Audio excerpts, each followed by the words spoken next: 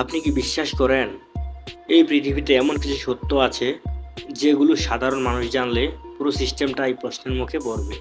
আজ আমরা কথা বলবো এমনই এক রহস্য নিয়ে যার নাম হলো এপস্টাইন ফাইল।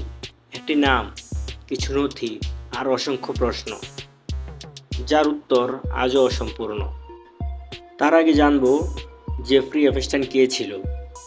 জেফ্রি এপস্টাইন একজন আমেরিকান ধনকুবের ও ফাইন্যান্সার, অথচ তার আসল পরিচয় ঘিরে ছিল রহস্য।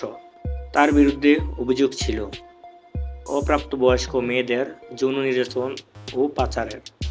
শুধু আমেরিকা নয়, এই অভিযোগ ছড়িয়েছিল আন্তর্জাতিক পর্যায়ে।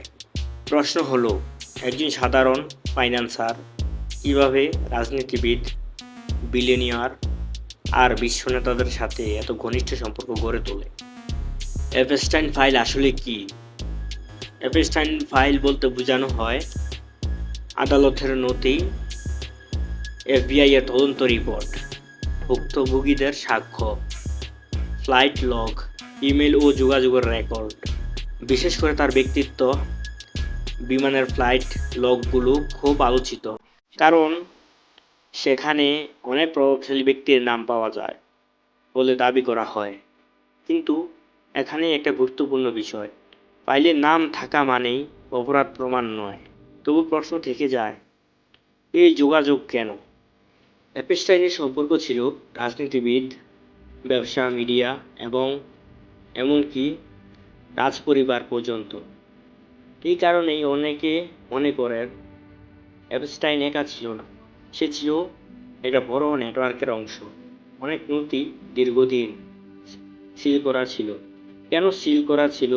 কার স্বার্থে? যখন কিছু ফাইল আদালতের আদেশে আনসিল করা হয়, তখনই শুরু হয় নতুন বিতর্ক ও চাপা আতঙ্ক। এখন আমরা জানব এপস্টাইনের মৃত্যু কি আত্মহত্যা নাকি অন্য কিছু।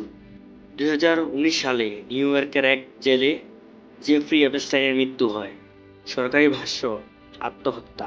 কিন্তু সমস্যা হলো, সেই সময় নিরাপত্তা ক্যামেরা কাজ করছিল না, গার্ডরা দায়িত্বে অবহেলা করছিল, আর একজন গুরুত্বপূর্ণ আসামি হঠাৎ মারা গেল। এতে করে সবচেয়ে বড় প্রশ্নটা উঠে আসে, সে যদি বেঁচে থাকতো আর কি কি নাম সামনে আসতো? এপস্টাইন ফাইল শুধু একজন মানুষের গল্প না, এটা ক্ষমতা, নীরবতা আর লুকানো সত্যের গল্প। আপনার কি মনে হয়, একদিন কি সব ফাইল পুরোপুরি প্রকাশ পাবে, নাকি কিছু সত্য চিরকাল অন্ধকারেই থেকে যাবে? কমেন্টে আপনার মতামত লিখুন। ভিডিও ভালো লাগলে লাইক দিন, আর এমন রহস্যময় ও বাস্তবধর্মী কন্টেন্টের জন্য চ্যানেলটি সাবস্ক্রাইব করুন।